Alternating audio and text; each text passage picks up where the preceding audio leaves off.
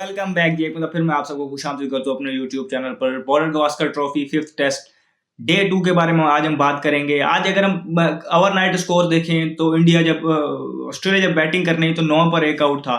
कल के दिन से एक हाइप बन गई थी कि सैम कॉन्स्टस वर्सेस जसप्रीत बुमराह, ये जो है कॉन्टेस्ट देखने होगा, ये देखने वाला होगा, बैटल विद इन बैटल होगा। लेकिन किसी तरह हमने देखा कि वो सर्वाइव कर गए वहां पर सैम कॉन्स्टस, और थोड़ा उन्होंने, अगर हम बात करें तो एक दो अपने नेचुरल जो उनके स्ट्रोक्स हैं जो करते हैं रैम्प शॉट्स, वो उन्होंने दिखाई।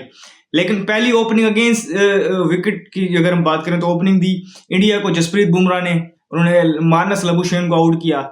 कल की वीडियो में और थ्रू आउट द सीरीज हम इंडियन बॉलिंग पे तनकीद करते आए हैं कि अदर देन जसप्रीत बुमराह किसी बॉलर ने उस तरह स्टेप अप नहीं किया जो उनका साथ दें।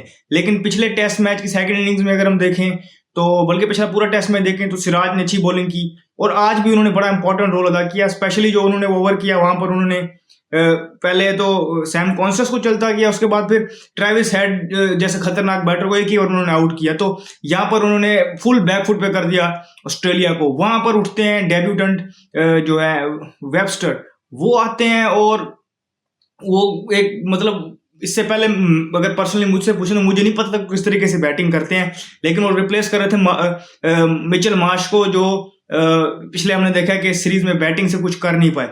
तो वही सिचुएशन हो गई थी मोर एंड लेस जो पर्थ में हुई थी कि जल्दी आउट हो गए थे। लेकिन यहाँ पर वहां पर मार्श आए, वो आउट हो गए। यहाँ उन्होंने पार्टनरशिप लगाई स्मिथ के साथ, वहां पर उन्होंने एक अच्छी पार्टनरशिप स्मिथ और उनके दरमियान देखने को मिली। स्मिथ 33 पर आउट हुए और प्रसिद्ध कृष्णा ने उनको आउट किया। देखें, पहले इंडियन बॉलिंग लाइन को डिस्कस कर लेते हैं। ओवरऑल मैं आपको बताता हूँ 181 कर पाई ऑस्ट्रेलिया और 4 रन की जो है लीड कंसीड करके वो इंडिया को। इंडिया की तरफ से यहाँ पर अगर हम बात करें, सिराज ने 3 विकेटें ली, बुमराह की 3 विकेटें थी, और अगर हम बात करें प्रसिद्ध कृष्णा ने भी विकेटें ली और 2 विकेटें नीतीश रेड्डी ने भी ली। यहाँ पर इन कंडीशन में उन्होंने भी अपना भरपूर हिस्सा निभाया जितना उनको ओवर मिले, और उन्होंने विकेट्स लेके दी। ये अलग डिबेटेबल बात है कि बिटवीन विकेट्स उन्होंने अच्छी बॉलिंग की या नहीं की, लेकिन पैचेस में उन्होंने भी अच्छी बॉलिंग की। तो इंडियन बॉलिंग यहाँ पर प्रसिद्ध कृष्णा की बात होती है। लोग कहते हैं कि काफी अर्से से उनको पोटेंशियल पे जज किया जा रहा था, लेकिन इस मैच में भी हमने उनकी एक झलक देखने को मिली जहां पर वो रन्स लीक कर रहे थे, लेकिन वो बाद में उन्होंने कम बैक किया। उन्होंने पहले स्टीव स्मिथ की एक बड़ी विकेट लेके दी, फिर एलेक्स कैरी की, ये दोनों विकेट्स उन्होंने बड़े क्रूशियल टाइम पे लेके दी।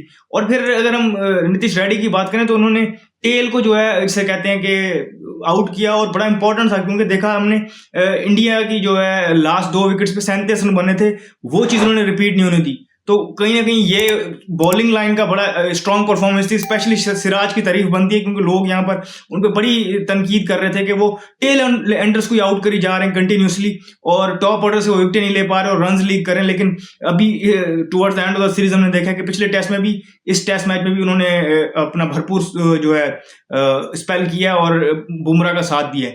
कंसर्निंग साइन इंडिया के लिए ये है कि बुमराह ऑफ द फील्ड चले गए थे और उसके बाद हमने देखा कि वो स्कैन्स के लिए गए थे, उनको कोई बैक स्पाइजम है और शायद अभी कंफर्म नहीं है वो कल बॉलिंग करेंगे या नहीं करेंगे। ये टारगेट पे डिपेंड करेगा मोर और लेस, लेकिन बैटिंग के लिए वो अवेलेबल है। तो इंडिया के लिए ये चीज है। अब फिर इंडिया बैटिंग करने आता है, यशस्वी जायसवाल एक अच्छा स्टार्ट देते हैं, 46 पर कोई आउट नहीं होता, मतलब ऑलमोस्ट उनकी 50 की लीड हो जाती है। वहां पर पहले के राहुल आउट होते हैं, फिर विराट कोहली आउट। मतलब ओवरऑल जो इंडियन बैटिंग है, एक जायसवाल का एक छोटा सा स्टिंट आप देख लें, फिर जाके पंत ने एक 30-31 बोलों में कोई 60 रन की इनिंग खेली है, वो क्विक फायर इनिंग खेली है। उसके अलावा कोई काबिल जिक्र परफॉर्मेंस नहीं है इंडियन बैटिंग लाइन में। अगर आप देखें शुभमन गिल भी आउट हो गए, परफॉर्म नहीं कर पाए। विराट कोहली अगेन वही जिसे हम कहते हैं पहली इनिंग का जो है रिपीट टेलीकास्ट था, अगेन बॉलर वही थे, बॉल एंड वही लेंथ और वही अगेन 5th-6th स्टंप लाइन छेड़खानी और स्लिप लगना, वही एक रिपीट पैटर्न चल रहा है उनके लिए।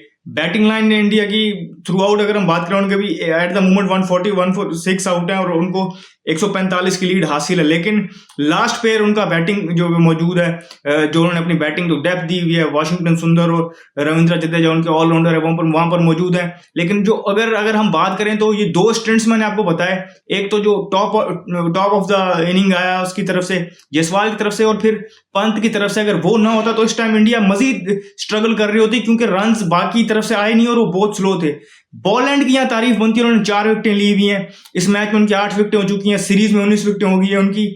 फर्स्ट चॉइस बॉलर ये नहीं होते, उनके ये रिप्लेसमेंट पे आते हैं। जब जॉश हेजलवुड, स्टार्क और कमिंस के ट्राइका में से कोई एक इंजर्ड होता है तो उनको ही रिप्लेस करते हैं, लेकिन जब आते हैं वो अपना मार्क छोड़ के जाते हैं। ये यहाँ पर भी वाज़ेह है कि 19 विकेटें वो ले चुके हैं, ये जो 2 या 3 मैच खेले हैं वो, और इस मैच में अभी तक 8 विकेटें ले चुके हैं। और पहली इनिंग में भी उन्होंने की विकेट्स ली, अभी भी हमने देखा है कि वो की मूवमेंट्स पे आकर उन्होंने विकेट्स लेके दी हैं ऑस्ट्रेलिया को, और ऑस्ट्रेलिया को एक ऐसी पोजीशन में ला खड़ा कर दिया कि 181 पे आउट होने के बाद ऑस्ट्रेलिया कहीं ना कहीं बैकफुट पे थोड़ी सी चली गई थी। लेकिन यहां पर अभी हम देखें तो मैच बड़ा इवनली, जैसे कहते हैं ना, बैलेंस में है। 145 रन की लीड है। अब अगर 2 सिचुएशंस है, अगर एक तो बुमराह अगर बॉलिंग करने आते हैं तो इंडिया के लिए 230 220 टारगेट भी सेफ होगा। इवन अगर हम बात करें तो 200 तक भी टारगेट हो तो with Bumrah you never know वो आगे क्या स्पेल कर जाएं। लेकिन अगर हम बात करें बुमराह नहीं खेलता तो इंडिया को 250 के बियॉन्ड देखना पड़ेगा, क्योंकि एक तो फिर बुमराह, एक तो बॉलर उनके पास शॉर्ट हो जाएगा, ऊपर से बुमराह की क्लास ऐसा बॉलर जो न्यू बॉल के साथ जब भी स्पेल करता है तो जो उनका थ्रेट है, जो उनकी परफॉर्मेंस है इस सीरीज में, वो आपके सामने है। तो ये इंडिया के लिए बड़ा फिर एक प्रॉब्लम हो जाएगी। बेशक मैं आपको बता रहा हूं कि इस तरह सिराज स्टेप अप किया, सिराज ने, प्रसिद्ध कृष्णा ने, लेकिन जब टारगेट होगा थोड़ा सा और एक बॉलर शॉर्ट होंगे तो वो भी अंडर प्रेशर आ जाएंगे, और ऑस्ट्रेलियंस जो हैं फिर वो स्ट्रांग माइंड के साथ आएंगे। तो कहीं ना कहीं इंडिया को अभी भी मैं ये टारगेट के हिसाब से अभी भी जो 60-70 रन शॉर्ट है अपने आप को सेफ फील करने के लिए। लेकिन पिच ऐसी है कि, और अगर बुमराह खेल जाते हैं तो पिच भी ऐसी है, ऊपर से बुमराह अगर खेल जाते हैं तो 200 भी डिफेंड हो सकता है कहीं ना कहीं। लेकिन वो डिपेंड करता है कि सिचुएशन कैसे प्ले करेगी। लेकिन सबसे बड़ा और इंपॉर्टेंट क्वेश्चन ये होगा कि बुमराह खेलेंगे, ये बुमराह कल बॉलिंग करने आएंगे कि नहीं। और अगर फॉर इंस्टेंस वो पेन किलर्स लेके या किसी तरीके से आगे बॉलिंग करते हैं तो उनको ये चीज भी देखनी होगी कि आगे चैंपियंस ट्रॉफी आ रही है और आगे के स्क्वेड्यूल के लिए कहीं वो इंजरी जो प्रोलॉन्ग ना हो जाए, कोई बड़ा मसला ना हो जाए, तो वो भी उनकी चीज उनके माइंड में प्ले कर रही होगी। तो सबसे इंपॉर्टेंट चीज ये देखने वाली होगी कि वो आगे खेलते हैं कि नहीं। तो जो भी फर्दर अपडेट होगी वो हम आपको बताएंगे। इस वीडियो में फिल वक्त इतनी, मुझे दीजिए इजाजत, शुक्रिया, अल्लाह हाफिज।